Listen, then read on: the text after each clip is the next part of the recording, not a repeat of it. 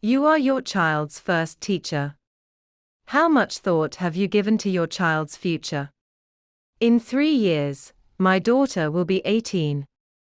Most likely, she will be leaving home at this time, and on her way to college. I ask myself as a parent, will she be ready? Have I prepared her well enough for the future? Have I built courage within her? And will she have the right decision-making skills needed to live on her own? I know that 3 years is not too far away, and I worry about these things constantly. My husband and I have always encouraged our children to be self-managing, independent thinkers. I'm part of the percentage of parents who pays attention to raising my children. As I look at both of my children, I see a potential that lies within them. I see leadership in both of them, who take active roles within the community.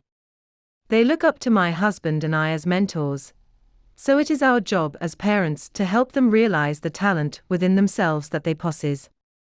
Just recently, I was touched when my son said that he looked up to us as his mentors.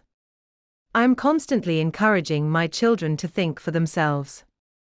I don't want them to do something just because their friends are doing it.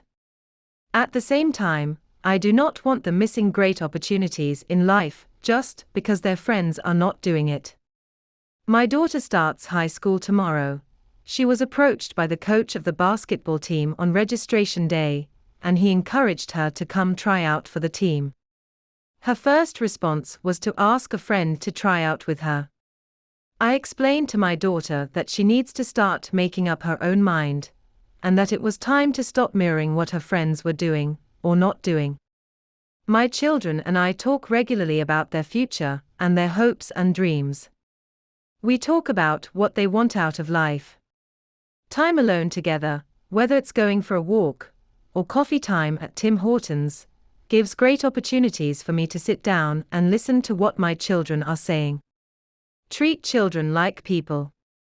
I never believed in the saying, children are to be seen, not heard. One thing I feel strongly about is how important it is to talk to my children as I would anyone else. We should never talk down to our children, or think their opinion is not useful, because they are children. I'm always asking my children's opinions on important issues. Remember that children see the same things you do, they just see the world through different eyes. Children love attention. They love to be able to talk to you about their lives. Children love to have conversations with adults. It makes them feel like what they have to say is of value and importance, and it is. Always be honest with your children. It doesn't matter what age they are, your children deserve honest answers. If you respect their viewpoint, they are more apt to listen and take your advice. Show your child respect, and they will learn to respect others. Remember that our children learn by our example. What kind of example are you setting for your children? Will my children be prepared for the future? While it's a parent's job to worry, I'm quite confident I'm preparing them well. It must be remembered that the purpose of education is not to fill the minds of students with facts. It is to teach them to think, if that is possible, and always to think for themselves. Robert Hutchins. Remember, you are your child's first teacher.